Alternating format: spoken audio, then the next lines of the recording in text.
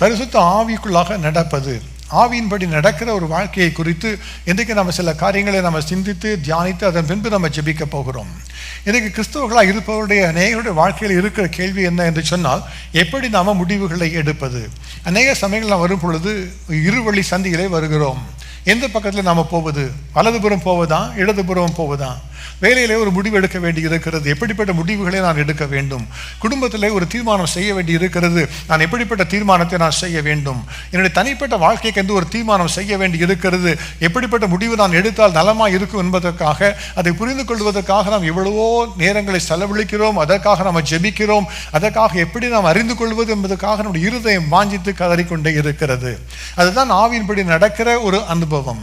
இன்றைக்கு அதற்குரிய பதிலை நாம் தேவனுடைய சமூகத்தில் பெற்றுக்கொள்ள போகிறோம். எப்படி நாம் ஆவியானவரிடத்திலிருந்து வார்த்தைகளை பெற்றுக்கொள்வது? கர்த்தர் என்னோடு கூட பேசுவாரா?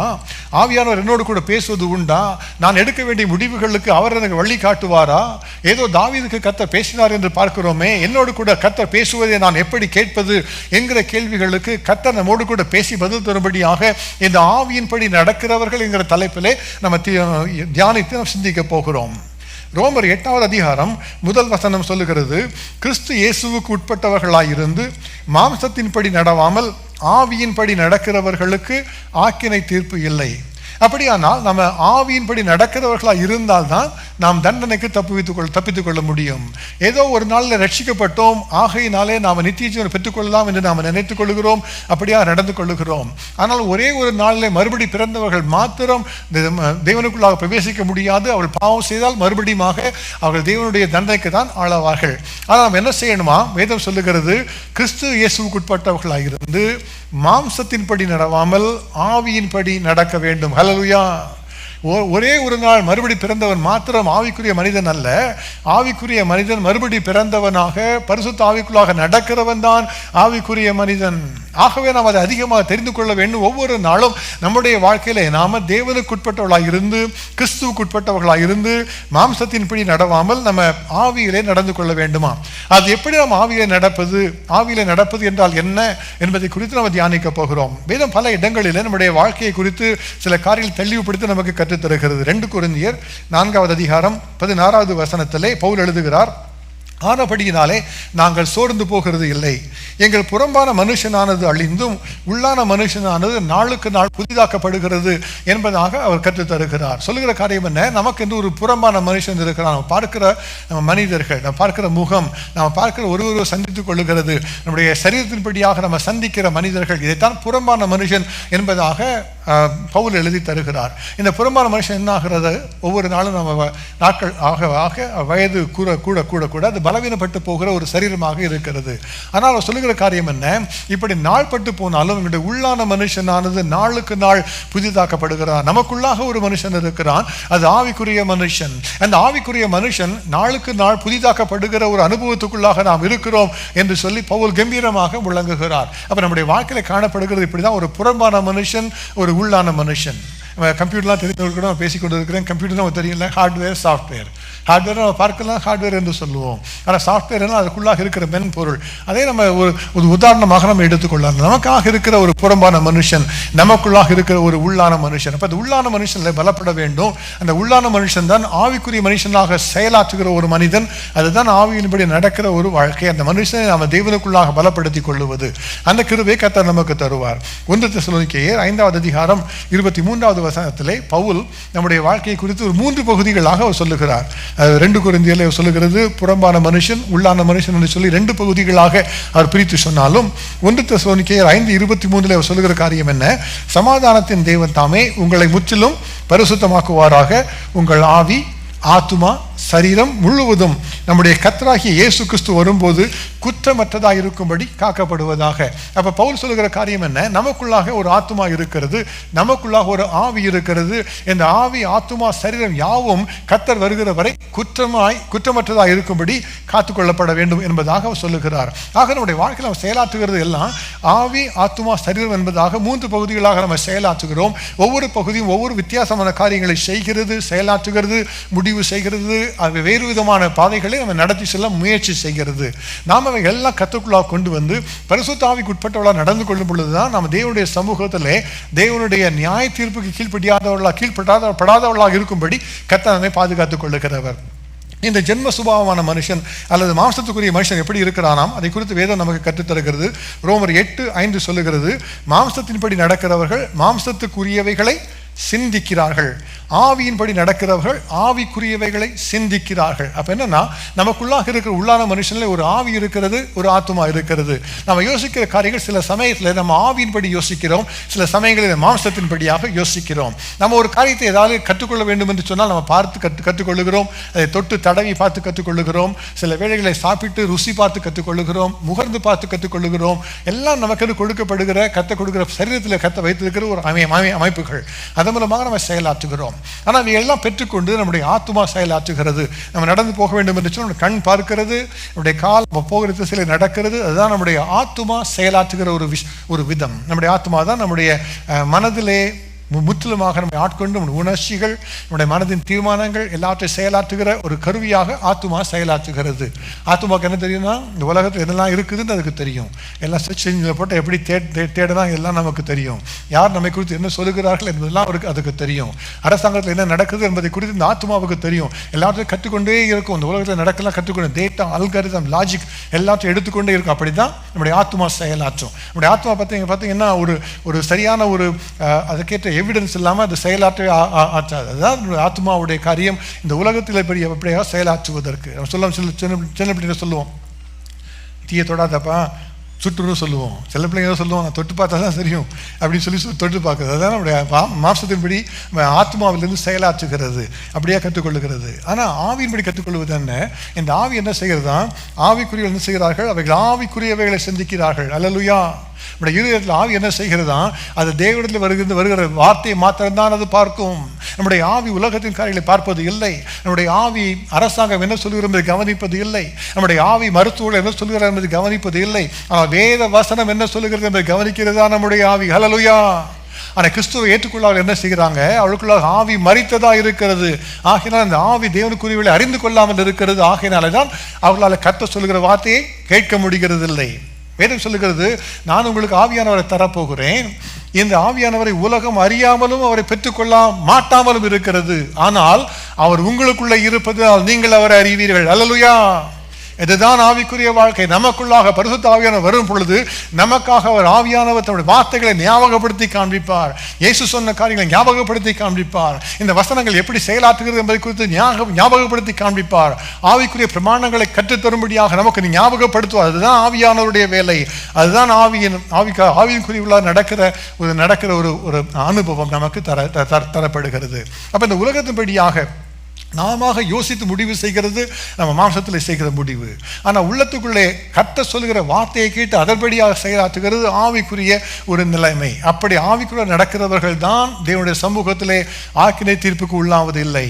இன்றைக்கு கர்த்தர் அந்த கிருபையை நமக்கு தர விரும்புகிறார். நாம தேவனோடு கூட நடந்து ஆவிக்குரியவர்களாக நடந்து கொள்ளும்படியான அனுபவத்தை கர்த்தர் தரும்படியாக கர்த்தர் விரும்புகிறார். ரோமர் 8:7 சொல்லுகிறது, இந்த மாம்ச சிந்தை குறித்து வேறு ஒரு காரியத்தை கற்றுத் தருகிறது. முதலாவதாக அது மாம்சத்தை சிந்திக்கிறது தான் மாம்ச சிந்தை. இரண்டாவது என்ன செய்கிறது, அந்த மாம்ச சிந்தை தேவனுக்கு விரோதமான பகை என்று வேதம் கற்றுத் தருகிறது. ரோமர் 8:7 அப்படி சொல்லுகிறது. அது தேவனுடைய நியாய பிரமாணத்துக்கு கீழ்ப்படியாமலும் கீழ்ப்படிய கூடாமலும் இருக்கிறது. அது கீழ்ப்படியவே கூடாது, கீழ்ப்படியாது. அதெல்லாம் எவிடன்ஸ் கேட்கும். இது வேதத்தில் உள்ளதை விசுவாசிக்காது. அது என்ன செய்யும், உள்ளத்தில் சொல்லுங்க, எனக்கு அதெல்லாம் நீ எனக்கு ப்ரூவ் பண்ணிக்காமி, எங்கே எவிடன்ஸ் அப்படின்னு கேட்கும். அதுதான் மாம்சத்துக்குரிய காரியம். நீங்கள் ஆவிக்குரிய காரியம் சொன்னால் அது ஒத்துக்கொள்ளாது. அதுக்கு வேண்டியது லாஜிக், எங்கே டேட்டா இருக்கிறது என்று தான் அது கேட்டுக்கொண்டே இருக்கும். 10 பேருக்கு வேலை போயிடுச்சா, எனக்கும் வேலை போக வாய்ப்பு உண்டு, எப்படி தான் அது விசுவாசிக்கும். யாருக்குமே வேலை போகலாம் சொல்லிக்கும், சரி எனக்கும் வேலை போகாது என்று நினைத்துக்கொள்ளும். அதுதான் என்னுடைய மாம்சம் நமக்குள்ளாக கிரியை செய்கிறது. அதுதான் மாம்ச சிந்தை. அது தேவனுடைய காரியங்களை ஒத்துக்கொள்ளவே முடியாது. தேவன் என்ன செய்வார் என்பதை யோசிப்பது ஒரு மாம்ச சிந்தை அல்ல. அது ஆவிக்குரிய சிந்தை உள்ளவர்கள் தான் தேவன் சொல்லுகிறதை யோசிக்க முடியும். அவர்கள் மாத்திரம்தான் கர்த்தர் சொல்லுவதை கேட்டு அதன்படியாக செயலாற்ற முடியும். அதுதான் ஆவிக்குரிய ஒரு வாழ்க்கை. அந்த சிந்தை தேவனுக்கு விரோதமான பகை அல்ல, தேவனோடு கூட சேர்ந்து நடக்கிற ஒரு பாதை. தேவன் சொல்லுகிறது கேட்டு அப்படியாக செயலாற்றுகிறது ஆவிக்குரிய நடக்கிற ஒரு அனுபவம்.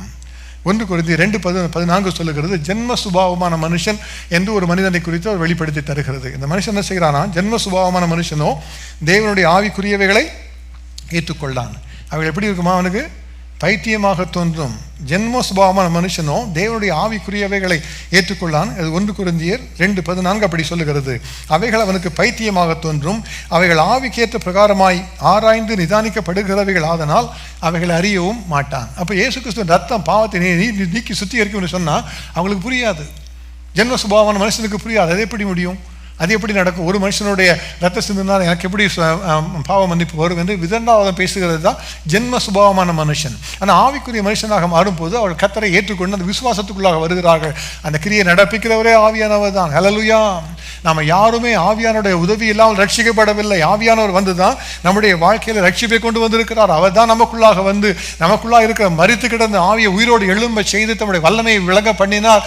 அவர் மூலமாகத்தான் நாம் விசுவாசித்தோம். இந்த ஆவியானவர் கிரியை நடப்பிக்காதபடி நம்ம யாருமே கத்துக்குள்ளாக வந்திருக்க முடியாது. நம்ம அதற்காக நன்றி செலுத்த வேண்டும். அப்போ இந்த ஆவியானவர் நமக்குள்ளாக வரும்போது நம்ம தேவனுடைய பிள்ளைகளாக அவர் மாற்றுகிறார். மாற்றினால் தான் தேவனுடைய பிள்ளைகள் இருந்து சாட்சி கொடுக்கிற ஒரு அனுபவத்துக்குள்ளாக அவர் கொண்டு வந்து தருகிறார். இப்போ இந்த ஆவிக்குரிய ஒரு முடிவு செய்தால் போதும், மற்றவர்களால் புரியாது. என்னப்பா இந்த மாதிரி ஒரு ஃபூலிஷாக முடிவு செய்தான் என்பதாக நினைப்பார்கள். ஏன் இந்த மாதிரிலாம் தெரியாத காரியங்கள் செய்கிறான்னு யோசிப்பார்கள். ஆனால் கர்த்தர் சொல்லுகிற காரியங்கள் உலக பிரகாரமாக நிதானிக்கப்படுகிறவைகள் அல்ல. உலக பிரகாரமாக இது இப்படி இருக்குது, இந்த லாஜிக் இருக்குது இதெல்லாம் யோசிக்கிறது இல்லை. பல இடத்துல கொரோனா பரவுது, எனக்கும் வந்து பயப்படுது தான் உலக சுபாவம். ஆனால் தேவனுக்குள்ள இருக்கிற விசுவாசமாக நிற்பார்கள். தேவன் வைக்கிற கிரியை பெற்றுக்கொள்ளுவார்கள். அதுதான் தேவன் கொடுக்குற ஒரு கிருபை. உதவ டாக்டர் ஒன்று சொல்லிட்டாரு, 10 பேருக்கு கேன்சர் வந்துச்சா எங்களுடைய இருக்கிற பகுதியில் எனக்கும் வரப்போது சொல்லுகிறது தான் உலக சிந்தை. ஆனால் தேவனுக்கு பிரியமானவர்கள் நான் மறிக்காமல் பிழைத்திருந்து சாவாமல் பிழைத்திருந்து கர்த்தர் செய்கைகளை அறிவிப்பேன் என்று சொல்லுகிறது தான் தேவனுக்கு நிற்கிற ஒரு ஆவிக்குரிய சிந்தை. ஹல்லேலூயா. அப்போ கர்த்தர் இந்த ஆவிக்குரிய சிந்தையை நமக்கு தர விரும்புகிறார். அப்போ நம்முடைய மாம்சம் சொல்லுகிறதெல்லாம் கேட்டு அதை மாற்றுவதற்கான ஒரு காரியத்தை நம்ம உருவாக்கி கொள்ள வேண்டும். நம்முடைய மாம்சத்தை நம்முடைய ஆத்மாவை நம்முடைய ஆவியை அடக்கி ஆளுவதற்காக அர்ப்பணித்துக் கொள்ள வேண்டும். கர்த்தர் அந்த கிருபையை நமக்கு தருவதற்காகத்தான் இன்றைக்கு இந்த காரியத்தை குறித்து நம்மோடு கூட பேசி கொண்டிருக்கிறார். இப்போ இந்த ஆவியானவர் நமக்குள்ள வரும்போது என்ன செய்கிறது? முதலாவதாக நம்ம கர்த்தரை ஏற்றுக்கொள்கிறோம். ஒரு நாளிலே நம்ம தேவனுடைய பிள்ளைகளாக மாறுகிறோம். மாறின உடனே நமக்குள்ளாக ஆவியானவர் வந்து விடுகிறார். அவர் வந்து செய்கிற ஒரே ஒரு காரியம் இதுதான், இது என்னுடைய பிள்ளை, இது தேவனுடைய பிள்ளை என்று நம்மை குறித்து சாட்சி கொடுக்கிறார். ஆவியானவர் செய்கிற ஒரு காரியம். வேதம் சொல்லுகிறது ரோமர் 8வது அதிகாரம் 16வது வசனத்திலே நாம் தேவனுடைய பிள்ளைகள் இருக்கிறோம் என்று ஆவியானவர் தாமே நம்முடைய ஆவியுடனே கூட சாட்சி கொடுக்கிறார். அப்போ நம்ம we are children of God by the grace of the Holy Spirit, by the grace of God. அப்போ ஆவியானவர் நமக்குள்ளாக வந்து என்ன செய்கிறார்? நம்ம தேவனுடைய பிள்ளை என்று சொல்லிவிடுகிறார். ஒரு புதிய குழந்தை, பிறந்த குழந்தையை வைத்துக் கொள்ளலாம். ஒரு இங்கே டாக்டர் நர்சரிக்கு போகிறீங்க, எல்லாம் பிறந்து 1 நாள் 2 நாள் இருக்கிற குழந்தைங்களாம் வச்சுருக்கிறாங்க. யாருடைய குழந்தை எப்படி நீங்கள் சொல்ல முடியும்? பார்த்தா அடையாளம் எல்லா குழந்தையும் பார்த்தா ஒன்றா இருக்கும். ரொம்ப கஷ்டம். பெற்றோருக்கு தான் தெரியும் அது ஏன் குழந்தை அப்படின்னு சொல்லி அதெல்லாம் புரிந்து கொள்ள முடியாது. அதான் சிறு குழந்தையாக இருக்கிற ஒரு அனுபவம். ஆனால் பாருங்கள், ஒரு 4 வருஷம் கழித்து பார்த்தீங்கன்னா அந்த குழந்தை வளர்ந்துட்டாங்க. இப்போ தான் அப்பா மாதிரியே இருக்கிறான் பாருங்கன்னு சொல்லுவாங்க, அம்மா மாதிரியே இருக்கிறான் பாருங்கன்னு சொல்லுவோம். ஏன் எப்படி சொல்லுகிறோம்? அந்த குழந்தை நடக்கை மாறுகிறது, அது பெற்றோரை போல மாறுகிறது. அப்போ நம்ம ஆவியான சாட்சி கொடுக்குற முதலாவதாக நாம் தேவனுடைய பிள்ளைகள் என்று சொல்லி அதான் குழந்தையாக இருக்கிற ஒரு அனுபவம். ஆனால் அதே கர்த்தர் நமக்கு பெரிய உன்னதமான மகிமையான சூழ்நிலையாக கர்த்தர் நமக்கு வைத்திருக்கவில்லை. நமக்காக நாம் வளர்ந்து பெருகுவதற்கு, நாம் தேவனுக்குள்ளாக பரிபூரணத்துக்குள்ளாக வருவதற்கு நமக்கு கர்த்தர் வைத்திருக்கிற காரியம் என்னன்னு சொன்னால் நம்ம தேவனுடைய புத்திரராக மாறணுமா? வேதம் சொல்லுகிறது, ரோமர் 8:19 ஒரு காரியம் சொல்லுகிறது, தேவனுடைய புத்திரர் என்பதாக சொல்லப்பட்டிருக்கு. ரோமர் 8:14 சொல்லுகிறது, எவர்கள் தேவனுடைய ஆவினால் நடத்தப்படுகிறார்களோ அவர்கள் தேவனுடைய புத்திரராக இருக்கிறார்கள். அப்போ 8:16 சொல்லுகிறது நாம் தேவனுடைய பிள்ளைகள், we are children of God. ஆனால் இங்கே 2வது வசனத்தை பார்க்கும்போது ரோமர் 8:14 சொல்லுகிறது, ஆவினால் நடத்தப்படும் பொழுது அவர்கள் தேவனுடைய புத்திரராக இருக்கிறார்கள். That means they are the sons of God. அப்போ பார்த்தீங்கன்னா இந்த சன்ஸ் ஆஃப் காட் என்கிற காரியம், தேவனுடைய புத்திரர் என்ற வார்த்தையை நான் பார்க்கும்போது வேத புத்தகத்தில் பார்க்க பல இடங்களில் சொல்லப்பட்டிருக்கிறது. தேவ புத்திரர்னு சொன்னால் யாரை குறிக்கிறது தெரியுமா? அது தூதர்களை குறிக்கிறது, தேவனுக்காக இருக்கிற சௌரியவான்களை குறிக்கிறது, தேவனுடைய சமூகத்தில் இருக்கிற பலவான்களை தான் அது குறிக்கிறது. அப்போ தெய்வபுத்திரர் சொன்னால் நம்ம தேவனுக்காக பலவான்களாக மாறுகிற ஒரு அனுபவம், அதை தருகிறவர் ஆவியானவர். ஹல்லேலூயா. இந்த ஆவியானவருக்குள்ள நடக்கும் பொழுதுதான் அந்த அனுபவத்துக்குள்ள நம்ம வர முடியும். ஒவ்வொரு நாளுமாக நம்ம தேவனுடைய ஆவியானவர் சொல்லுகிறதை கேட்டு நம்முடைய மாம்ச சிந்தைகளை வெறுத்து அவள் எல்லாம் அடக்கி ஆண்டு நாம் தேவனுக்காக தேவனை போல வாழும் பொழுது நாம் தேவனுடைய புத்திரராக மாறி விடுகிறோம். we become the mighty men of God. hallelujah. வேதம் சொல்லுகிறது யோபு 38:7 விடிய காலத்து நட்சத்திரங்கள் ஏகமாய் பாடி தேவபுத்திரர் எல்லாரும் கம்பீரித்தார்களே என்று தேவபுத்திரரை குறித்து சொல்லுது. அதான் தேவனுடைய சமூகத்தில் இருக்கிற தேவனுடைய தூதர்களை குறித்து சொல்லுகிறது. ஒரு நாள் தேவபுத்திரெல்லாம் வந்தாங்க, அப்பொழுது சாத்தானும் வந்தான் என்பதாக வேதம் சொல்லி தருகிறது. அதெல்லாம் தேவபுத்திர சொன்னால் அது அவர் தேவனுக்காக பலத்த காரியங்கள் செய்கிறவங்க. அப்போ நீங்களும் தான் எப்படி இருக்கணும்? அப்படி பலவான்களாக தேவனுக்காக இருக்கலாம் மாறணும். எப்படி மாற முடியும்? இந்த தேவனுடைய ஆவினால் நடத்தப்பட்டால் தான் அப்படி மாற முடியும். நம்முடைய வாழ்க்கையில் ஒவ்வொரு நாளும் தேவனுடைய ஆவினால் நடத்தப்படுகிற ஒரு அனுபவத்துக்குள்ளாக நம்ம வரும் பொழுது நம்ம தேவனைப் போல மாறிக்கொண்டே வருகிறோம். தேவனைப் போல பலவான்களை மாறுகிறோம். தேவபுத்திரர் என்கிற பெயரை நாம் பெற்றுக்கொள்கிறோம். கர்த்தர் இன்றைக்கு அந்த அனுபவத்தை நமக்கு தரப்போகிறார். இப்போ வேதத்தில் இருந்து ஒரு 4 உதாரணங்களை நான் உங்களோடு கூட பகிர்ந்து கொண்டு அதன் பின்பு நம்ம ஜெபிக்க போகிறோம். இந்த உதாரணங்களை பார்க்கும் பொழுது எப்படி ஒரு மனிதனுடைய அல்லது மனுஷனுடைய வாழ்க்கையிலே மாம்ச சிந்தை வந்து தடை செய்கிறது, அந்த வாழ்க்கையிலே மாம்ச சிந்தை எப்படி வெளிப்படுகிறது என்பதை வெளிப்படுத்துவதற்காக 4 உதாரணங்களை குறித்து நாம் தியானிக்க போகிறோம். முதலாவதாக நாம் தியானிக்க போகிற ஒரு உதாரணம் தான் ஆகார் என்கிற ஒரு அருமையான ஒரு பெண்மணி. நமக்கு தெரிந்த ஒரு நல்ல ஒரு கதாபாத்திரம். ஆதியாகமம் 21வது அதிகாரத்தில் பார்க்கும் பொழுது இந்த ஆகாரை குறித்து ஒரு சூழ்நிலையை நம்ம பார்க்கிறோம். ஆகாருக்கு ஒரு பிறந்த மகன் தான் இஸ்மவேல். நமக்கு தெரியும் ஆபிரகாமுக்கு ஆகார் பெற்றுக் கொடுத்த குழந்தையின் பெயர் இஸ்மவேல். இஸ்மவேல் ஈசாக்கை குறித்து ஏளனம் பண்ணினபடினாலே, சாராளுக்கு அதை குறித்து விருப்பம் இல்லாதபடினாலே இந்த அடிமை பண்ணி அனுப்பிவிடும் என்று சொன்ன உடனே ஆபிரகாமும் அப்படியாக சாராளை தன்னுடைய மகனோடு கூட சேர்த்து அனுப்பிவிடுறீங்க. அனுப்புகிறாரு, வனாந்தரத்துக்கு போய் அனுப்பிட்டாரு. வனாந்திரத்தில் போய் எல்லாத்தையும் போய் பார்த்துட்டு வான்னு சொல்லி. ஸோ அவர் பேசாமல் வனாந்திரத்தில் விளைச்செல்லாம் அலைந்து தெரிகிறாள். அது எங்கே போகிற இடமில்லை, தங்குவதற்கு இடமில்லை, அனாதையாக யாருமே அற்றவளாக வனாந்தரத்தில் அலைந்து தெரிகிறார். பார்த்த இடமெல்லாம் ஒரு மண் தான் இருந்திருக்கும், வெறும் மணலாக இருந்திருக்கும், ஒரே பாலைவனமாக இருந்திருக்கும். அங்கே தண்ணீர் இருக்கிற ஒரு நிலமல்ல, அது ஒரு நல்ல ஒரு வறட்சியான ஒரு இடம். கையில் இருந்த தண்ணி செலவழிந்து போய்விட்டது. இப்போ அது தெரிந்ததெல்லாம் ஒன்று தான் இருக்கிற பாலைவனம், எங்கேயுமே தண்ணீர் இல்லை. கையில் இருந்த தண்ணீர் முடிந்து போய்விட்டது. கையில் குழந்தை இருக்கிறது. இந்த குழந்தை என்ன செய்ய போகிறது?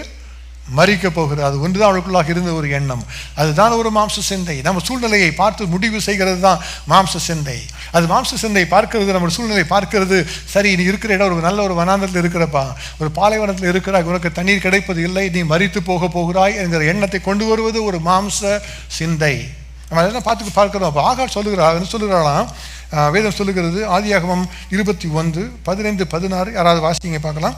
ஆதியாகமம் 21வது அதிகாரம் 15-16 வசனங்களை யாராவது சத்தமாக வாசிங்க.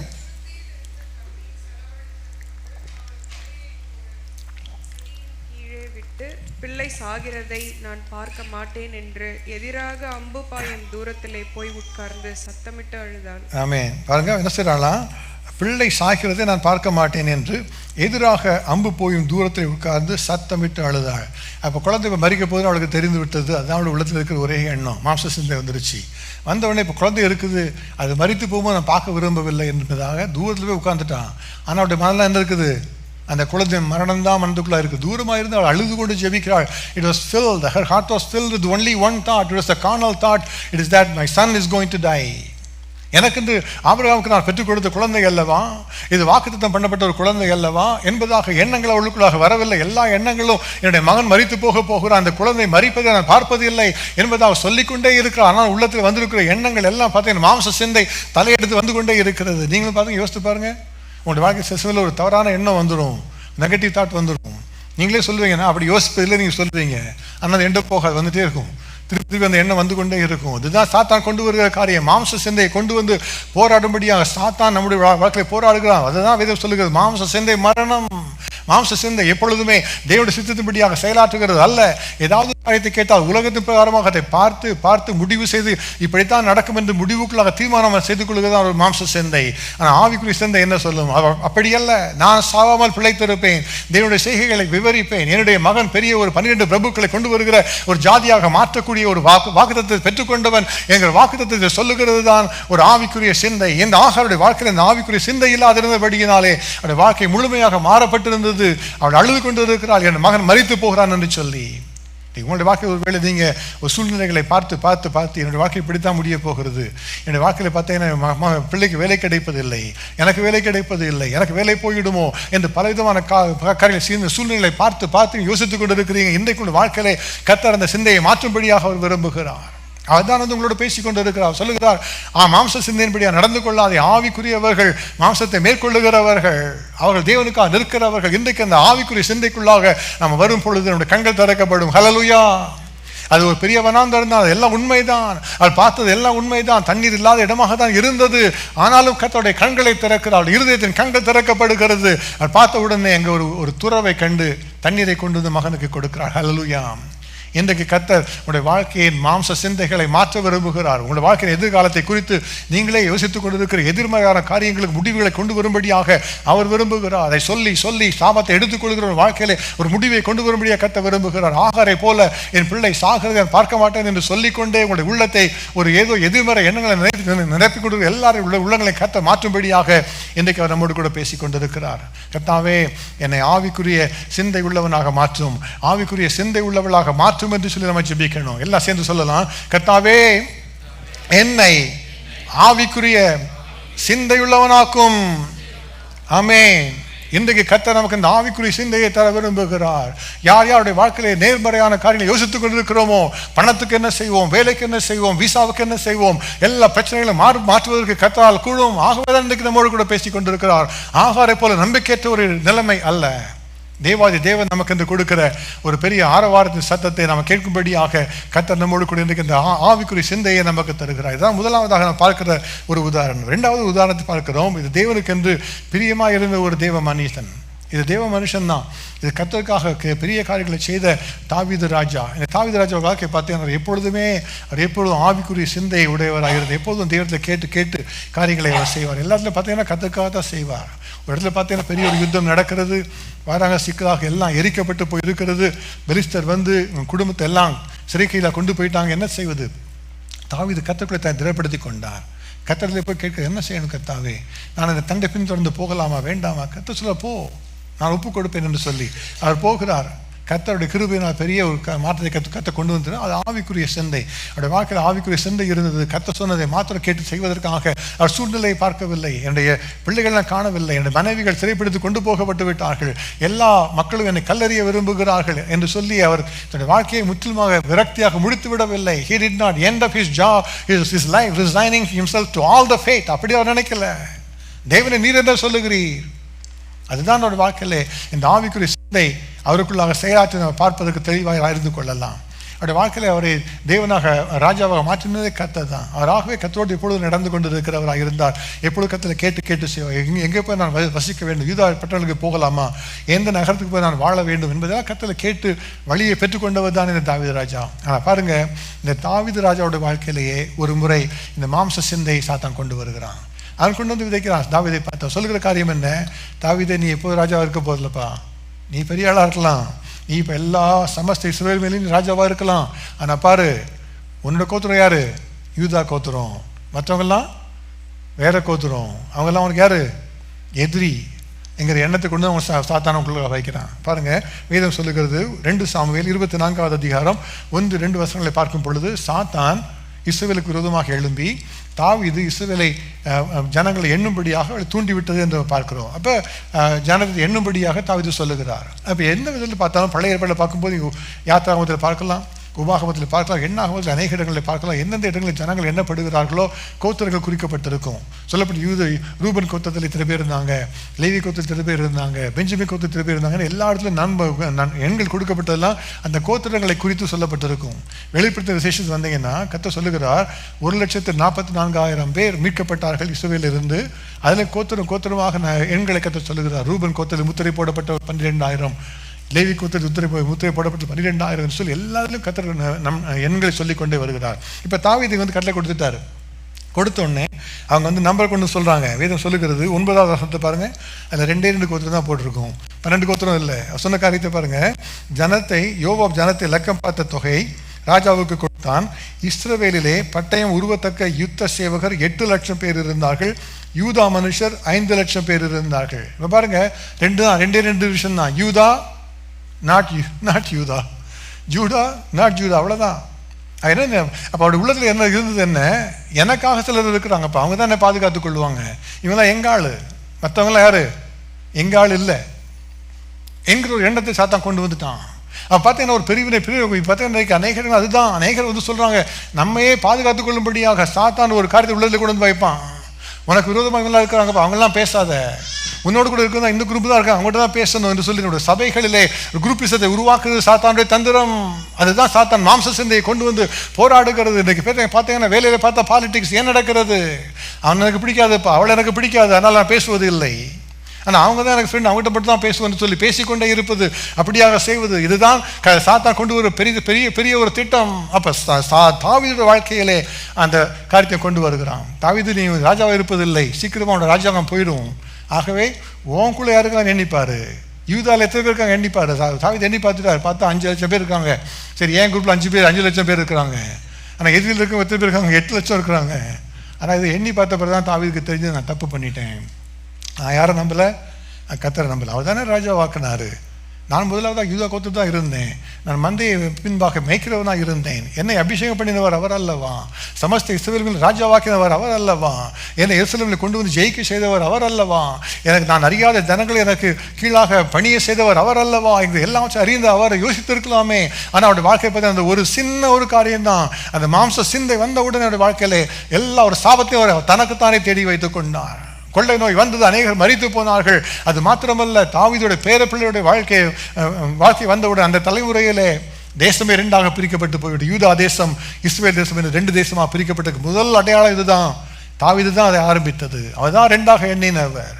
அவர் தான் யூதா மட்டும் போதும் என்று சொல்லி தனக்குத்தானே ஒரு விதியை விதித்து கொண்டவர். யோசித்து பார்க்க கொண்ட வாழ்க்கைகள் எவ்வளவு முறை மாம்ச சிந்தையில் ஆட்கொள்ளப்பட்டு நமக்காக ஒரு குரூப், ஆப்போசிட்டாக ஒரு குரூப் என்று சொல்லி யோசித்துக் கொண்டு இருக்கிறோம். கர்த்தர் தான் இன்றைக்கு அந்த காட்டில் ஒரு விடுதலை தர முடியும். அந்த தாவீது அந்த ஒரு காட்டில் தவறு செய்தபடினாலே அந்த வாழ்க்கையில் ஒரு முடிவு வர, ஒரு பெரிய ஒரு தண்டனை வருவதற்கு ஒரு வழிகளை திறந்து கொடுத்து விட்டார். அதுதான் மாம்ச சிந்தை நம்முடைய வாழ்க்கையில வந்து நம்ம தேவனுக்கு உகந்தவர்களாக இல்லாதபடி மாற்றுகிற ஒரு மாம்ச சிந்தை. முதலாவதாக ஆகாரை பார்க்கிறோம், சூழ்நிலைகளை பார்த்து மாம்ச சிந்தைக்குள்ளாக சென்றது. 2ஆவதாக தாவீதை பார்க்கிறோம், ஜனங்களை தனக்குள்ளாக வைத்துக் கொள்வதற்காக, காரியங்களை நானே கட்டுப்பாட்டில் வைத்துக் கொள்ள வேண்டும் என்பதற்காக மாம்ச சிந்தைக்குள்ளாக வந்தது. 3ஆவதாக பேதுருவை குறித்து பார்க்கிறோம். மத்தேயு எழுதின சுவிசேஷம் 14வது அதிகாரம் 29-30 வசனங்களை பார்க்கும் பொழுது ஒரு நிகழ்ச்சியை நாம் பார்க்கிறோம். இயேசு சொன்ன ஒரு காரியம், நடுராத்திரியில் இயேசு நடந்து வருகிறார், எல்லா சீஷர்கள் படவில் இருக்கிறாங்க.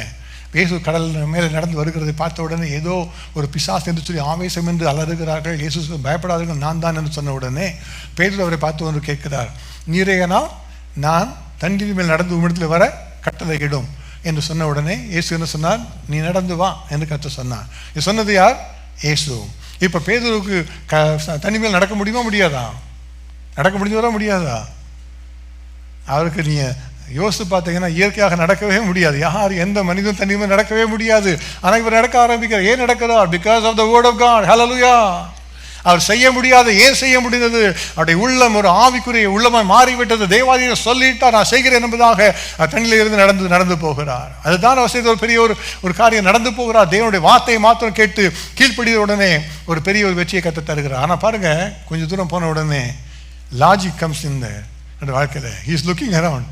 இப்போ பார்த்தா தண்ணி பெரிய எல்லாம் மோதுது, பெரிய பார்த்தா காற்று அடிக்குது, புயல் அடிக்குது, நான் எங்கே நிற்கிறேன், எங்கே நான் நடக்கிறேன் தண்ணி மேலே அப்படின்னு யோசித்தார். அந்த மாம்ச சிந்தைக்குள்ளே வந்தார்ல, உடனே அவர் முழுக்க ஆரம்பித்து விட்டார். ஹல்லேலூயா. யோசித்து பார்க்க நம்ம வாழ்க்கையில் அப்படி தான். நீ என்ன இப்போ இதெல்லாம் செய்யணுன்றியே, நீலாம் எப்படி செய்ய முடியாது உனக்கு இதுனா எல்லாம் பாரு. கவர்மெண்ட் எல்லாரும் வீட்டுக்கு அனுப்பிட்டு இருக்காங்களா, இந்தியாவுக்கு அனுப்பிட்டு இருக்காங்களாம், உன்னாலாம் முடியாது. இதெல்லாம் சொல்லுகிறது சாத்தான் தான் சொல்லிக்கொண்டே இருப்பான். என் பிள்ளைங்களோட கூட சேர்ந்து கார்ட்டூன் கிளாசிக்ஸ் பார்ப்போம் நாங்கள்.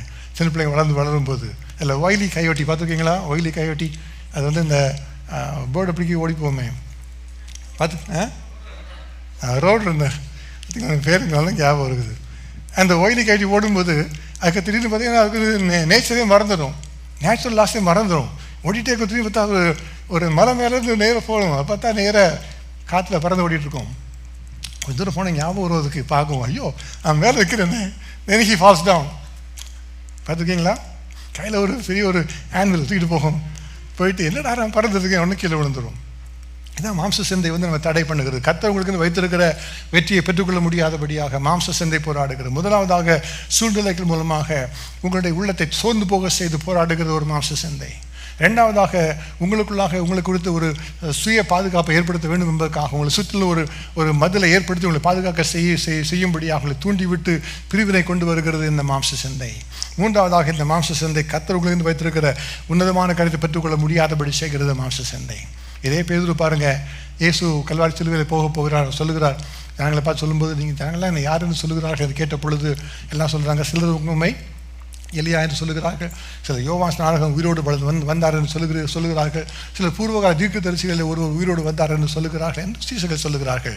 அப்போ இயேசு கேட்டது, நீங்கள் என்ன யார் என்று சொல்லுகிற கேட்ட பொழுது பேதுரு சொன்ன காரியம் இதுதான், நீர் தேவனுடைய கிறிஸ்து மேசியா என்று சொன்ன உடனே இயேசு சொன்னதால் மெச்சிக்கொண்டார். சொன்னார், இது மாம்சமும் ரத்தமும் உனக்கு வெளிப்படுத்தவில்லை, நீ மாம்ச சிந்தையில் இருந்து நீ கற்றுக்கொள்ளவில்லைப்பா, இதை வெளிப்படுத்துவது யார்? பரலோகத்தில் இருக்கிற என் பிதாவே உனக்கு வெளிப்படுத்தினது, ஆவிக்குள்ளே கற்றுக்கொண்டாய்.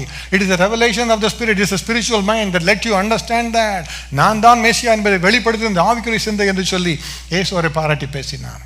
அதன் பின்பு இயேசு அதே அதிகாரத்தில் பார்க்கும்போது இயேசு சொல்லுகிறார், நான் இன்னுமாக 3 நாளுக்குள்ளாக நான் ஒப்புக் கொடுக்கப்பட போகிறேன், நான் சிலுவையில் அறையப்பட போகிறேன், அதன் பின்பு 3 நாட்கள் உயிரோடு எழுதிருப்பேன்னு சொன்ன உடனே இப்போ பேதுருவோட வாழ்க்கையில் ஒரு மாற்றம் வந்துருச்சு. அவர் சொல்ல, இல்லை அப்படி நடக்கக்கூடாது, நீ தான் மேசியான்னு இப்போ தான் சொன்னேனே, மேசியா அப்படி இப்படி மறிக்க முடியும், இப்படி நடப்பதில்லை என்பதை அவர் சொல்லி அவர் இயேசுவை தனியாக அழைத்து கொண்டு அவரை கடிந்து கொள்ள தொடங்கினாராம். வேதம் சொல்லுகிறது, மத்தேயு சுவிசேஷம், மார்க்கு சுவிசேஷம் 8வது அதிகாரம் 31 முதல் 33 வசனங்கள் வாசித்து பார்க்கும்போது நமக்கு தெரியும், இயேசுவை கடிந்து கொள்ள தொடங்கினாராம். ஏனென்று சொன்னால், இப்போ வாழ்க்கையில் நீர் மேசியா தான், நான் ஒத்துட்டேன்ப்பா, ஆனால் நான் விரும்புகிறபடி தான் நீ மேசியாவாக இருக்கணும், மேசியாலாம் மறிக்கக்கூடாது, மேசியாலாம் சிலுவைக்கு போகக்கூடாது, நான் விரும்புகிற மேசியா ராஜாவாக எப்பொழுது இருக்கணும், அதுதான் மேசியா என்பதாக அவர் மாற்ற விரும்புகிறார். அப்போ என்ன சொல்ல, தேவன் சொல்லுகிற காரியம் என்ன, இயேசு சொல்லுகிற காரியம் என்ன? எனக்கு பின்னாக போ சாத்தானே, நீ தேவனுக்கு ஏற்றவைகளை சிந்தியாமல் மனுஷருக்கு ஏற்றவைகளை சிந்திக்கிறார். அது மாம்ச சிந்தையா ஆவிக்குரிய சிந்தையா? அதுதான் மாம்ச சிந்தை. அப்போ உள்ளத்துல இருந்து சொல்லுகிற காரியம், நான் நினைத்தது தான் சரி, நான் நினைக்கிறத மற்ற யாரும் சொன்னால் தப்பு, அது சபையில் இருந்தாலும் சரி, வெளியில் எங்கே இருந்தாலும் சரி, நான் சொல்றது நீங்கள் செய்யலையா, நீங்களாம் தப்பு. அதை கொண்டு வருகிறது மாம்ச சிந்தை. யோசித்து பாருங்க, மாம்ச சிந்தை எப்படி செயலாற்றுன்னு சொல்லி. இப்போ மாம்ச சிந்தை மரணத்தை கொண்டு வருகிறது, ஆவியின் சிந்தையோ ஜீவனும் சமாதானமும். இன்றைக்கு இந்த ஆவிக்குரிய சிந்தை உள்ள நம்ம மாற வேண்டும். உங்களுடைய வாழ்க்கையை யோசித்து பாருங்க, ஆகாரை போல சூழ்நிலைகளை பார்த்து சோர்ந்து போய் உட்கார்ந்து இருக்கிறீங்களா? ஒரு தாவீதை போல நான் தான் எல்லாத்தையும் கட்டுப்படுத்த வேண்டும் என்பதற்காக உங்களுக்குள்ள ஒரு வட்டத்தை வளைந்து கொண்டு நீங்களாகவே உங்களை மற்றவர்களை பிரித்து கொண்டு உட்கார்ந்து இருக்கிறீர்களா? அல்லது பேதுருவை போல தேவன் அழைத்த அந்த பெரிய அழைப்பை இழந்து போய்விட்டு சூழ்நிலைகளை பார்த்து சோர்ந்து போய் இருக்கிறீங்களா? அல்லது பேதுருவை போல நான் நினைத்தபடி தான் மேசியா இருக்க வேண்டும் என்று யோசித்துக் கொண்டு இருக்கிறீங்களா? இதெல்லாம் மாம்ச சிந்தை. இந்த மாம்ச சிந்தை எதிர்த்து நாம் ஜெயம் பெறும் பொழுதுதான் நாம் ஆவிக்குரிய வாழ்க்கை வெற்றி பெற முடியும். அந்த ஆவிக்குரிய சிந்தையை நமக்கு தர விரும்புகிறவர் கர்த்தர், அவர் தான் நம்மோடு கூட வருகிறார். இதை நான் செய்வதற்கு அதிகாரத்தை நமக்கு அவர் தந்திருக்கிறார். அதுக்கு தான் நம்ம தேவனுடைய புத்திரர் என்று மாறப்போகிறோமா? இந்த தேவ புத்திரை வெளிப்படுவதற்காக சிருஷ்டியானது ஏகமாய் தவித்து காத்து கொண்டிருக்கிறான். The entire creation is waiting for the revelation of the sons of God. தேவ பிள்ளைகள் சொல்லி ஏதோ குழந்தைகளை குறித்து சொல்லப்படவில்லை, சன்ஸ் ஆஃப் காட். அப்போ நீங்களும் நானும் இந்த வல்லமையை பெற்றுக்கொள்ள வேண்டும், நீங்களும் நானும் தேவ புத்திராக மாற வேண்டும், இந்த வல்லமையோடு எழுந்து நிற்க வேண்டும் என்று சொல்லி இந்த முழு சிருஷ்டியும் நமக்காக காத்திருக்கிறது. They are all shouting for us to become the sons of God. எப்படி மாற முடியும்? சிம்பிள், ஒரே ஒரு காரியம் தான். வேதம் நமக்கு ஒரு ரகசியத்தை நமக்கு கற்றுத்தருகிறது. ரோமர் 8வது அதிகாரம் 13வது வசனம் அதுதான் சொல்லுகிறோம் என்ன செய்யணும்னு சொல்லி. நீங்கள் மாம்சத்தின்படி பிழைத்தால் சாவீர்கள், ஆவியினாலே சரீரத்தின் செய்கைகளை அழித்தால் பிழைப்பீர்கள். அப்படிதான் அர்த்தம். ஆவியார் நமக்கு சொல்லுகிறார், நீ மாம்ச சிந்தையில் ஒரு முடிவு செய்திடப்பா அப்படின்னு சொல்லிட்டாரு. ஆவிக்குரிய வாழ்க்கையில் அந்த முடிவு சரியில்லை என்று சொல்லுகிறார். அப்போ நீங்கள் எடுத்த முடிவை மாற்றிக்கொள்வது, அதுதான் உங்களுடைய கிரிகளை அழிப்பது. மாம்சக்கிரியை அழிப்பது என்று சொன்னால் ஆவியான வெளிப்படுத்தும் போது நீ ஏதோ தவறு செய்து விட்டு அவனுடைய எண்ணம் தவறாக இருக்கிறது, அந்த எண்ணத்தை நான் செய்தேன், ஒரு காரியம் தவறாக இருக்கு, சொன்ன காரியம் தவறாக இருக்கிறது, then you renounce that word, you renounce that action. அதே சமயம் மனம் திரும்பிக் கொள்வது. அப்போ ஆவியினாலே மாம்சத்தின் கிரிகளை அழித்தால் நம்ம தேவனுடைய புத்திராக மாற முடியும். அல்லேலூயா. இன்றைக்கு கர்த்தர் நமக்கு அந்த ஒரு மாற்றத்தை தர விரும்புகிறார். நம்முடைய வாழ்க்கையிலே இந்த ஆவிக்குரிய சிந்தையை பெற்றுக்கொள்வதற்காக கர்த்தர் விரும்புகிறார். சாத்தானின் தூண்டில் என்கிற ஒரு புத்தகம், ஆங்கிலத்திலே அது பெயிட் ஆஃப் சேட்டன் என்று எழுதப்பட்டிருக்கிற ஒரு புத்தகம், ஜான் பிவியர் என்கிற ஒரு தேவ மனிதர் எழுதியிருக்கிற புத்தகம். அதை நான் படித்துக் கொண்டிருக்கிறேன் இப்பொழுது. நீங்கள் அநேகர் பார்த்துருப்பீங்க, ஒருவேளை அந்த தேவ ஊழியக்காரர் பேசுகிறதை கூட நீங்கள் கேட்டிருக்கலாம். அந்த ஊழியக்காரத்தோட வாழ்க்கையில் நடந்த ஒரு காரியத்தை அந்த புத்தகத்தில் எழுதி வைத்திருக்கிறார். எப்படி சாத்தான் தூண்டில் போட்டு ஜனங்களை பிடிக்கிறார், வஞ்சிக்கிறார் என்பதாக அவர் எழுதி வைத்திருக்கிறார். அவர் தன்னுடைய வாழ்க்கையிலே பல ஊழியங்களை செய்தவர், ஊழியங்களை இருந்தவர். அவர் ஒரு பெரிய ஒரு சபையிலே ஒரு போதகராக பணியாற்றினாராம். அந்த சபை மிகவும் ஒரு பிரம்மாண்டமான ஒரு சபை. அங்கே ஒரு சீனியர் பாஸ்டர் இருப்பாங்க, அந்த சீனியர் பாஸ்டர்கள் நிறைய அசோசியேட் பாஸ்டர் இருப்பாங்க. ஒவ்வொரு அசோசியேட் பாஸ்டர்கள் மினிஸ்ட்ரிலாம் இருக்கும், அந்த மினிஸ்ட்ரியில் ஒவ்வொருத்தரும் ஆட்கள் இருப்பாங்க. அது ஒரு பெரிய ஒரு ஹைராக்கி, அப்படி பெரிய ட்ரீயாக இருக்கும். அப்போ இவர் எப்படி இருந்தாராம், ஒரு சீனியர் பாஸ்டர் கீழே இன்னொரு பாஸ்டர், அந்த பாஸ்டர் கீழே இவர் யூத் மினிஸ்ட்ரி நடத்துவதற்காக இவருக்கு பொறுப்பு கொடுக்கப்பட்டிருந்தது. அதுதான் அவருடைய ஊழியம். அதை நடத்தி கொண்டு இருந்தாராம். அப்போ அவருடைய உள்ளத்தில் பெரிய ஒரு வாஞ்சை, ஒரு தாகம். என்ன தாகம்னா, இந்த வாலிப பிள்ளைகள்லாம் கத்த அறிந்து கொள்ளணும். இந்த வாலிப பிள்ளைகள்லாம் ஒரு நாளும் இந்த உலகத்துக்காக வாழ்ந்து விடக்கூடாது. இந்த வாலிப பிள்ளைகள் கரைப்படாமல் தங்கள் காத்துக்கொண்டு சொல்லி மிகுந்த வைராக்கியமாக இந்த வாலிப பிள்ளை கற்றுக் கொடுக்க ஆரம்பித்தார். நீங்கள்லாம் இப்படி இருக்கக்கூடாது, அப்படி இருக்கணும் என்று சொல்லி பல காலம் கற்றுக் கொடுத்தார். அதில் அவருடைய வாலிப அந்த வகுப்பில் இருந்த ஒரு மாணவன், இவருக்கு மேனேஜராக லீடராக இருந்த அந்த பாஸ்டருடைய மகன், அவனே அவருடைய கிளாஸில் இருக்கிறான். அவர் எல்லாரும் கற்றுக் கொடுத்து கொண்டே இருக்கிறார். அந்த பையன் உட்காந்து இருக்கிறான். ஆனால் அந்த பையனோட வீட்டில் இவர் சொல்லுகிற சாட்சி நடக்கலை. இந்த ஊழியக்காரர் சொல்கிறாரு, நீங்களாம் இப்படி தான் நடக்கணும்னு சொல்லி. இந்த பையன் வீட்டுக்கு போகிறான். வீட்டில் அப்பா அம்மா வேறு விதமாக நடந்து கொண்டு இருக்கிறாங்க. அவங்க இதே காரியங்கள் அவருடைய வாழ்க்கையில் செயலாற்றவில்லை. அவங்க வேறு விதமாக நடந்து கொள்ளுகிறார்கள். இப்போ அந்த பையனுடைய வாழ்க்கையில் ஒரு பெரிய டிப்ரெஷன் ஆயிடுச்சு. நான் வீட்டுக்கு வரேன், எங்கள் வீட்டில் இப்படி நடக்குது. நான் சர்ச்சுக்கு போகிறேன், எங்கள் யூத் பாஸ்டர் சொல்கிறார் இப்படி பண்ணுன்னு சொல்கிறாரு. நான் என்ன பண்ணுறது இப்போது? அவனுக்கு ஒரு குழப்பம். அந்த குழப்பத்தில் he got a nervous breakdown. வந்துட்டு இவரை பாஸ்டர் பார்த்து இந்த மாதிரி நடக்குது என்ன சொல்லி அழ ஆரம்பித்த உடனே ஒரு பெரிய ஒரு பிரச்சனையாக சபைக்குள்ளாக உருவாக ஆரம்பித்தது. அந்த நாளில் இருந்து அந்த பாஸ்டர், அசோசியேட் பாஸ்டர் இவரை மிகவும் அவர் எப்படியாலும் ஒழித்து விட வேண்டும், வேலையை விட்டு எடுத்து விட வேண்டும் சொல்லி அவருக்கு எதிரான காரியங்களை செய்ய ஆரம்பித்து விட்டார். என்னுடைய குடும்பத்தில் குழப்பத்தை உண்டு பண்ணுகிறார், என்னுடைய ஊழியத்தினால் என்னுடைய குடும்பத்தை குழப்பம் வருகிறது என்பதாக அவர் நினைத்துக்கொண்டு இவருக்கு விரோதமாக பல காரியங்களை செய்ய, அதற்காக காரியங்கள் நடத்த ஆரம்பித்து விட்டார். பார்த்தீங்கன்னா திடீர்னு சர்ச்சில் மெமோலாம் வரும். அதில் பார்த்தீங்கன்னா ஜான் பீவரோட பேரே இதில் இருக்காது. ஆனால் இவர் தான் குறிப்பதாக மறைமுகமாக இவரை குறித்து குற்றச்சாட்டுகளாக எழுதப்பட்ட எல்லா விதமான இமெயில்ஸும் வந்து கொண்டே இருக்கும். இதெல்லாம் பார்த்து ஒரு மனசு வந்து போனேன், எனக்கு எல்லாம் எதிராக வந்துட்டாங்களேன்னு சொல்லி. சில நாட்டில் அப்படியே போய் கொண்டிருந்தது. அவர் சீனியர் பாஸ்டரோடு கூட ஜான் பீவர் பேசவே முடியாதபடி இந்த நடுவில் இருந்த பாஸ்டர் அதெல்லாம் முடிவு செய்ய எல்லாரும் ஒரு மாற்றி சீனியர் பாஸ்டரில் சேர்ந்து இவரை குறித்து தவறாக சொல்லுவது, இவர் இப்படி செய்கிறார், இவருடைய ஊழியம் சரியாக இல்லை என்று சொல்லுவது, இவரை குறித்து குற்றப்படுத்தி பேசுவது, இதை குற்றப்படுத்தி பேசுவதை அந்த மகன் கேட்டு வந்து பள்ளியில் மற்றவர்கள் சொல்லுவது. அப்போ யூத் நான் சொல்றது, இந்த ஜான் பீவர் எல்லாம் ஃபயர் பண்ண போகிறாங்களாம், அவர் சர்ச்சில் ஒரு பாஸ்டர் இருக்க போதில்லை, அவர் பிடிக்கல யாருக்கும், அதனால் ஃபயர் பண்ண போகிறாங்க என்று சொல்லி யாரெல்லாம் பேசுறது? யூத் உள்ள பிள்ளைங்களாம் பேசுகிறாங்க. இவ்வளோ பெரிய ஒரு சூழ்நிலை நடக்கும்போது நீ என்ன பண்ணுவீங்க ஜான் பீவராக இருந்தால்? ஜானுடைய உள்ளத்தில் பெரிய ஒரு தாக்கம். நான் ஏன் இங்கே இருக்கிறேன், நான் எதற்காக அந்த ஊழியரை செய்ய வேண்டும், நான் சபையில் நான் இருக்க வேண்டிய தேவை என்ன என்பதை குறித்து பலவிதமான குழப்பம் அவர்களுக்குள்ளாக வந்தது. சரி, அவரே பார்த்து நீ எதிர்த்து பேசலாமே என்கிற எண்ணம் வந்தது. ஆனால் கர்த்தர் அனுமதிக்கவில்லை. இப்போ எதிர்த்து உடைய பாஸ்டரோடு பேசு என்பதாக கர்த்தர் சொல்லவில்லை. அவர் சொன்ன காரியம் அவர் எழுதும் சொல்லுகிறார், தேவன் என்னோடு கூட ஒரு காரியத்தை குறித்து பேச ஆரம்பித்தார். ஒரு ஏலியுடைய வாழ்க்கையை பார்த்தீங்கன்னா, ஏலி ஒரு பெரிய ஒரு தேவனுடைய மகனாக தான் இருந்தார். ஆனால் அவருடைய வாழ்க்கையில் அவர் நடத்தையிலே, அவருடைய பிள்ளைய நடத்தையிலே பிரச்சனைகள் இருந்தாலும் கூட சாமுவேல் ஒரு நாள் அவர்களை போய் ஏலியத்தை எதிர்த்து பேசினது இல்லை. சவுல் ஒரு பெரிய ஒரு ராஜாவாக இருந்து தாவீதுக்கு விரோதமாக எத்தனையோ காரியங்கள் செய்தாலும் கூட தாவீது அவருக்கு நேராக தன்னுடைய கையை நீட்டவில்லை. அது ஒன்றை தனக்குள்ளாக வைத்துக்கொண்டு ஜான் பேவியை தன்னுடைய வாழ்க்கை எப்படியா நடத்தி கொண்டு போகலான்னு சொல்லி கொண்டு இருந்தார். நாட்கள் போக ஆக இவர் கண்டிப்பாக வேலையை விட்டு இவரை ஃபயர் பண்ண போகிறாங்க, எடுத்து விட போகிறாங்கிற பேச்சு வர ஆரம்பித்தது. கடைசியாக உறுதியும் செய்யப்பட்டது. குறிப்பிட்ட நாளிலே சீனியர் பாஸ்டரும் இந்த பாஸ்டரும் சேர்ந்து இவரை பேச போகிறாங்க ஒரு மீட்டிங்கில். அந்த மீட்டிங்கில் இவரை வேலையை விட்டு அனுப்ப போகிறாள் என்கிற முடிவு செய்தி எல்லா மூலமாக கேட்கப்பட்டது. அந்த நாளில் சரியாக அதற்காக கூட்டமும் அதற்காக ஒழுங்கு செய்யப்பட்டது. இப்போ ஜாம்பியோட உள்ளத்தில் பெரிய ஒரு போராட்டம், என்ன செய்வது கர்த்தாவே?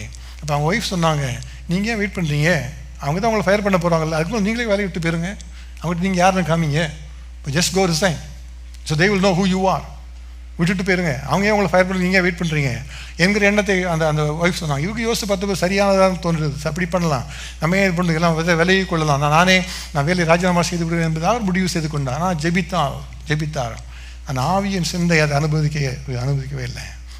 ஆவியான சொல்லி அப்படி பண்ணக்கூடாது, நானும் நீங்கள் வைத்திருக்கிறேன், இதுதான் இதுக்கு இருக்க வேண்டிய இடம் என்று கர்த்தர் சொல்லிவிட்டார். ஆகவே மறுபடியும் தொடர்ந்து இதுதான் அந்த குறிப்பிட்ட நாள் வந்தது. அங்கே சென்ற மீட்டிங்காக போனால் அவருக்கு பெரிய ஒரு ஆச்சரியம். அந்த மீட்டிங்கில் இவரோட பாஸ் அந்த பாஸ்டர் இல்லை, சீனியர் பாஸ்டர் மட்டும்தான் இருந்தார். அவர் இவரை பார்த்து மிகுந்த அன்போடு கேட்டார், உனக்கும் அவருக்கு என்ன பார்த்தாரு, அவர் உனக்கு குறித்து இவ்வளவு அதிகமாக எதிராக பேசுகிறாரு, என்ன நடந்தது, நீ இப்போ அவர்கள் சேர்ந்து பேசியெல்லாம் ஒப்புரவாகி கொள்ளுங்கள் என்பதாக அவருக்கு அறிவுரை சொல்லி ஜெபித்து அனுப்பிவிட்டார்.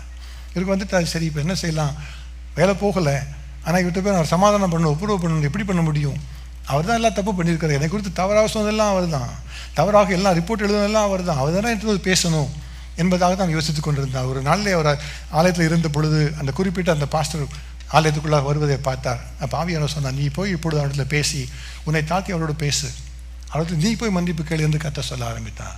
இவருக்கு தாங்கவே முடியல, எப்படி கர்த்தாவே சொல்ல முடியும், இவ்வளோ நாள் என்னுடைய மன நிலைமை மன உளைச்சலுக்கெல்லாம் காரணமானவர் அவர் தான், என்னுடைய வாழ்க்கை நான் செய்யாததை செய்ததாக சொன்னதெல்லாம் அவர் தான்.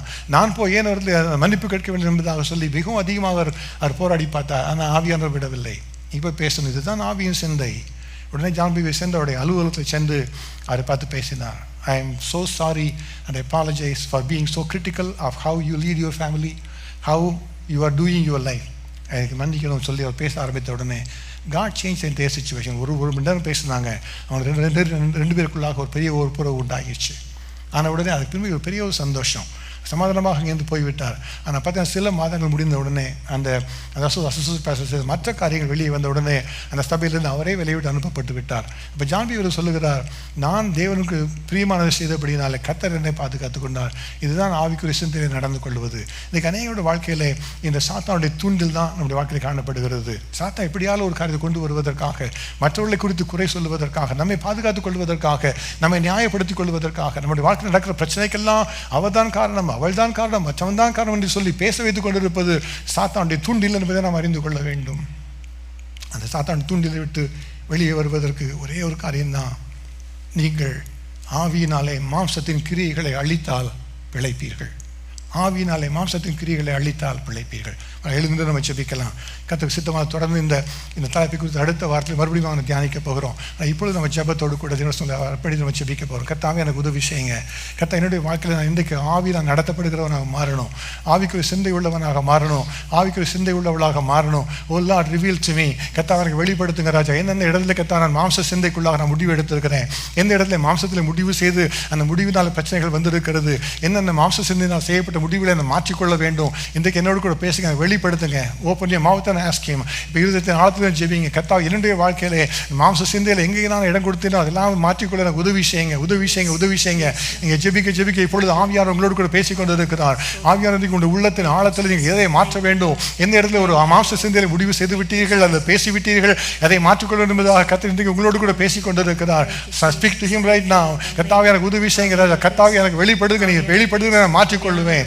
எந்த இடத்துல மாம்ச சிந்தை வந்ததோ அதை நான் மாற்றிக்கொள்ளுவேன் ராஜா. இன்றைக்கு ஒரு ஆவிக்குரிய சிந்தையினாலே இந்த மாம்சத்தை கிரியை அழிப்பதற்கு நான் ஒப்புக் கொடுக்கிறேன். என்னுடைய ஆவிக்குரிய சிந்தை நீ வெளிப்படுத்துகிற படியாக என்னுடைய மாம்ச சிந்தைகளை மாம்ச கிரியை அழிப்பதற்காக நான் அர்ப்பணித்துக் கொள்கிறேன். ஜெபிக்க ஜெபிக்க ஜெபிக்க என்று கர்த்தர் அநேக கற்றுக் கொடுத்து கொண்டிருக்கிறார். இப்ப அப்படியா ஜெபிக்கிறோம். கர்த்தாவே நான் என்னுடைய வாழ்க்கையை மாம்ச சிந்தை கிரியை அழிப்பதற்காக ஒப்புக் கொடுக்கிறேன். என்னுடைய ஆவிக்குரிய சித்தத்தின்படி நடந்து கொள்ள ஆவிக்குரிய சிந்தை எனக்கு தாரும் என்று சொல்லி ஜெபிக்கிறோம். கையை ஊற்றி ஜெபிக்க ஆரம்பிங்க, அர்ப்பணித்து ஜெபிக்க ஆரம்பிங்க. God bless you, God bless you, God bless you, God bless you, God bless you, God bless you, God bless you. கர்த்தர் அநேகர்கள் எல்லாரும் கர்த்தரை பார்க்க இன்றைக்கு கர்த்தர் உங்கள் வாழ்க்கையிலே ஒரு மாம்ச சிந்தையினால் எடுத்த முடிவுகளை, தவறான முடிவுகளை கர்த்தர் உங்களுக்கு சுட்டி காண்பித்திருக்கிறார். அவரை பார்த்து இங்கே சொல்லுங்க, கர்த்தாவே அந்த மாம்சத்தின் கிரியைகளை அழிப்பதற்காக இன்றைக்கு நான் மாற்றிக் கொள்ளுகிறேன் ராஜா. இதை நான் திருத்திக் கொள்ளுகிறேன். இன்றைக்கு ஆவிக்குரிய சிந்தையினாலே நான் திருத்திக் கொள்ளுகிறேன். எனக்கு அந்த கிருபையை தாருங்க என்று சொல்லி ஜெபிக்க ஜெபிக்க ஜெபிக்க அந்த கிருபையை கர்த்தர் தந்து இந்த வாழ்க்கையில ஆசீர்வாதங்களை தரும்படி அவர் விரும்புகிறார். ஹல்லேலூயா, ஹல்லேலூயா, ஹல்லேலூயா. தகப்பனே நாங்கள் உங்களுக்கு நன்றி செலுத்துகிறோம் ராஜா. நன்றியோடு நாங்கள் துதிக்கிறோம் ராஜா. மாம்ச சிந்தை மரணம், ஆவிக்குரிய சிந்தை ஜீவனும் சமாதானமா என்று சொன்னீங்களே. இன்றைக்கு ராஜா ஜெபிக்கிற பிள்ளைகள் ஒவ்வொருவருக்கும் தகப்பனே ஒரு ஆவிக்குரிய சிந்தை உண்டாயிருக்கும்படியாக சிந்தைகளை மாற்றுவீராக, சிந்தைகளை மறுரூபம் உண்டாகும்படியாக உதவி செய்வீராக. மாம்ச சிந்தைகள் ஒளிவதாக. இயேசு கிறிஸ்துவின் நாமத்தில் மாம்ச சிந்தையில் எடுக்கப்பட்ட முடிவுகள் மாற்றப்படுவதாக. என்னென்ன காரியங்களை குறித்து கர்த்தர் வெளிப்படுத்தினீரோ கர்த்தாவே, அந்த காரியத்தை மாற்றத்தை கொண்டு வந்து கர்த்தாவே தேவனுடைய பிள்ளைகளை ஆசீர்வதிப்பீராக ராஜா. எல்லாரும் தேவபுத்திரராக மாறுவார்களாக. ஆவியால் நடத்தப்பட்ட தேவபுத்திரராக மாறுவார்களாக. இன்னைக்கு தேவபுத்திரராக மாறுகிற ஒரு கிருபை எல்லாருக்கும் தருவீராக ராஜா. தேவாதி தேவன் அப்படி செய்வதற்காக கர்த்தாவே நன்றியோடு துதிக்கிறோம், ஸ்தோத்திரிக்கிறோம் ராஜா. கர்த்தர் ஜெபத்தை கேட்டதற்காக ஸ்தோத்திரம் அப்பா. இப்பொழுது கர்த்தாவே கல்வாரி சிலுவையை நாங்கள் நினைத்து பார்க்கிறோம். எங்களுக்காக கர்த்தாவே கல்வாரியில் கர்த்தர் சிந்தின ரத்தத்தை நாங்கள் நினைக்கிறோம் ராஜா. எங்களுக்காக தியாகமாக கர்த்தர் உங்களுக்காக பிற்கப்பட்ட கர்த்தர் சரீரத்துக்காக நன்றி செலுத்துகிறோம் ராஜா. தகப்பனே இப்பொழுது கர்த்தர் எங்களுக்காக கொடுக்கப்பட்டிருக்கிற சாக்கிரமந்துகளை கர்த்தாவே இயேசு கிறிஸ்துவின் திரு சரீரமாக திரு ரத்தமாக நாங்கள் பிரதிஷ்டை செய்து ஆசீர்வதித்து ஜெபிக்கிறோம் ராஜா. கர்த்தாவே தேவாதி தேவன் எழுந்தருளுவீராக. இன்றைக்கு ராஜா திருவிருந்திலே பங்கு பெறுவதற்கு எங்களை ஆயத்தப்படுத்துவீராக. பரிசுத்த ஆவியானவர் எங்களோடு கூட வந்து கர்த்தாவே இயேசு கிறிஸ்துவின் ரத்தத்தினாலே இயேசு கிறிஸ்து சரீரத்தினால் கர்த்தாவே நாங்கள் அப்பா கழுவப்பட்டவர்களாக கர்த்தருக்காக நிற்பதற்கு எங்கள் எல்லாரையும் வணைந்து கொள்ளுவீராக ராஜா. தேவாதி தேவன் அப்படி செய்வதற்காக கர்த்தாவே நன்றியோடு உம்மை துதிக்கிறோம், ஸ்தோத்திரிக்கிறோம் ராஜா. இந்த எல்லாருடைய வாழ்க்கையில் கர்த்தாவே ஆவியானவர் பெரிய காரியங்களை செய்வதற்காக உமக்கு ஸ்தோத்திரம். சர்வ வல்லமையுள்ள தேவன் தாமே எழுந்தருளுவீராக ராஜா. கர்த்தர் ஆசீர்வதிப்பீராக, கர்த்தர் உதவி செய்வீராக ராஜா. ஐக்கியமன் தேவன் அப்படி செய்கிறதுக்காக உமக்கே ஸ்தோத்திரம், உமக்கே நன்றியப்பா. ஸ்தோத்தரிக்கிறோம். இப்பொழுது எல்லா ஜபத்தில் இருந்து நம்ம கர்த்தரை அர்ப்பணித்து நம்ம ஜபிக்கலாம். கர்த்தாவே, இந்த திருவிருந்தில் பங்கு பெற போகிறேன். என்னுடைய வாழ்க்கையில் கர்த்தாவே என்ன காரியங்கள் தடையாக இருந்தாலும் எல்லாத்தையும் மாற்றுவீராக ராஜா. வேதம் சொல்லுகிறபடியாக கர்த்தாவே நான் அர்ப்பணித்துக் கொள்கிறேன்னு சொல்லி அர்ப்பணிப்போட ஜபத்தில் நம்ம தங்கி நம்ம காத்திருக்கலாம். எல்லாம் பெற்றுக்கொண்ட பின்பு நம்ம எல்லாரும் சேர்ந்து பங்கு பெறுவதற்கு வசதியாக இருக்கும். வேதம் சொல்லுகிறது, நீங்கள் இந்த அப்பத்தை புசித்து இந்த பாத்திரத்தில் பானம் பண்ணும் போதெல்லாம் கர்த்தர் வருமளவும் அவருடைய மரணத்தை தெரிவிக்கிறீர்கள். இப்படி இருக்க எவன் அபாத்திரமாய் கர்த்தருடைய அப்பத்தை புசித்து கர்த்தருடைய பாத்திரத்தில் பானம் பண்ணுகிறானோ அவன் கர்த்தருடைய சரீரத்தையும் இரத்தத்தையும் குறித்து குற்றமுள்ளவனாய் இருப்பான். எந்த மனுஷனும் தன்னை தானே சோதித்து அறிந்து இந்த அப்பத்தில் புசித்து இந்த பாத்திரத்தில் பானம் பண்ண கடவன். எண்ணத்தினாலெனில் அபாத்திரமாய் போஜன பானம் பண்ணுகிறவன் கர்த்தருடைய சரீரம் என்னதென்று நிதானித்து அறியாததினால் தனக்கு ஆக்கினை தீர்ப்பு வரும்படி போஜன பானம் பண்ணுகிறான். இது நிமித்தம் உங்களில் அநேகர் பலவீனரும் வியாதி உள்ளவர்களுமாய் இருக்கிறார்கள், சிலர் நித்திரையும் அடைந்திருக்கிறார்கள். நம்மை நாமே நிதானித்து அறிந்தால் நாம் நியாயம் தீர்க்கப்படும். அர்ப்பணித்து நம்ம ஜெபிக்கலாம். தகப்பனே, என்னை நீங்கள் மாற்றுங்கப்பா, உதவி செய்யுங்க. கர்த்தாவே ஸ்தோத்திரம் என்று சொல்லி ஜெபத்தோடு கூட தேவ சொல்ல அர்ப்பணித்து ஜெபிங்க.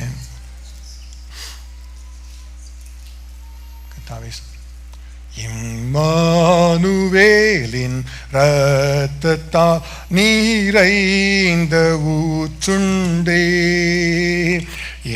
பாவத்தீங்கும் அதனால் நீ வீழ்த்தியாகுமே. நான் நம்புவேன் இயேசு எனக்காய் ஜெயித்தார், உயிர்த்தார், பாவம் நீங்க சிலுவையில் ஊரீரம் சிந்தினார். பாவியான கள்ளனும் அவ்வூற்றில் மூழ்கினான். மன்னிப்பும் மோட்சானந்தமும் அடைந்து பூரித்தான். நான் நம்புவேன் இயேசு எனக்காய் மரித்தார், உயிர்த்தார், பாவம் நீங்க சிலுவையில் ஊரீரம் சிந்தினார். அவ்வாறே நானும் இயேசுவால் விமோசனம் பெற்றேன். என் பாவம் நீங்கி போனதால் ஓயாமல் பாடுவேன். நான் நம்புவேன் இயேசு எனக்காய் மரித்தார், உயிர்த்தார், பாவம் நீங்க சிலுவையில் ஊரீரம் சிந்தினார். தகப்பனே, நாங்கள் நன்றியோடு ஸ்தோத்திரிக்கிறோம். இந்த காலை வேளையில் கர்த்தாவே, இயேசு கிறிஸ்துவின் மரணத்தை உயிர்த்தெழுதலை நினைவு கூறும்படியாக கர்த்தாவே தேவனுடைய திருவிருந்துக்குள்ளாக ஆயத்தமாவதற்கு எங்களை கர்த்தர் கொண்டு வந்ததற்காக நாங்கள் உங்கள் நன்றியோடு ஸ்தோத்திரிக்கிறோம். இப்பொழுது கர்த்தாவே, கர்த்தர் ஆவிக்குரிய சிந்தையை கர்த்தர் எங்களுக்கு தருவீராக. மாம்ச சிந்தைகளை மேற்கொள்ள எங்கள் எல்லாருக்கும் கர்த்தர் கிருபை தர வேண்டுமாறு ஜெபிக்கிறோம் ராஜா. கல்வாரி சிலுவையின் ரத்தத்தினாலே பாவத்தை நிவர்த்தி செய்ததற்காக உமக்கு ஸ்தோத்திரம். கல்வாரி சிலுவையின் தழும்புகளினாலே என்னுடைய நோய்களை குணமாக்கினதற்காக நாங்கள் உமக்கு நன்றி செலுத்துகிறோம். இப்பொழுது கர்த்தாவே திருவிருந்திலே பங்கு பெற எங்கள் எல்லாரையும் தகுதியாக்கி நாங்கள் மாற்றினதற்காக நாங்கள் உண்மை நன்றியோடு ஸ்தோத்திரிக்கிறோம் ராஜா. இப்பொழுது கர்த்தர் எங்களை ஆசீர்வதிப்பீராக. இயேசு கிறிஸ்து தாம் காட்டி கொடுக்கப்பட்ட அன்று ராத்திரியிலே அப்பத்தை எடுத்து ஸ்தோத்திரம் பண்ணி அதை பிட்டு சீஷர்களுக்கு கொடுத்து, நீங்கள் வாங்கி புசியுங்கள், இது உங்களுக்காக பிற்கப்படுகிற புது உடன்படிக்கை கூட என்னுடைய சரீரமாக இருக்கிறது, என்னை நினைவு கூறும்படிக்கு இதை செய்யுங்கள் என்றார். நாம் எல்லாரும் இப்பொழுது கொடுக்கப்பட்டிருக்கிற இந்த அப்பத்திலே நாம் புசிக்கலாம்.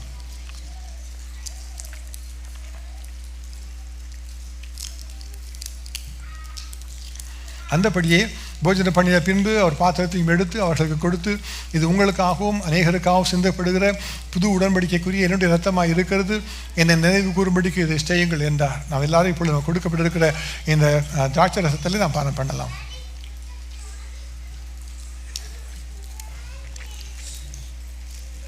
எல்லாம் கண்களை மூடி கரங்களை ஊதி கத்த நன்றி செலுத்த உள்ளத்தின் ஆழத்தில் இருந்து கர்த்தாவே உமக்கு ஸ்தோத்திரம் என்று சொல்லுங்க. வாய்களை திறந்து சொல்லுங்க. தகப்பனே உமக்கு ஸ்தோத்திரம் அப்பா.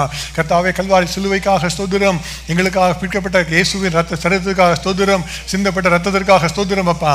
இன்றைக்கு எங்கள் எல்லாரையும் கர்த்தர் உமக்குள்ளாய் கர்த்தாவே ஒரு விசை கூட கர்த்தாவே ஸ்திரப்படுத்துவதற்காக, உறுதிப்படுத்துவதற்காக நாங்கள் உங்களுக்கு நன்றி செலுத்துகிறோம். இயேசு கிறிஸ்துவின் மாறாத கிருபை, மாறாத அன்பு எங்களுடைய வாழ்க்கையிலே அப்பா இன்றைக்கு செயலாற்றட்டும். கர்த்தர் வழி நடத்துவீராக, ஆசீர்வதிப்பீராக.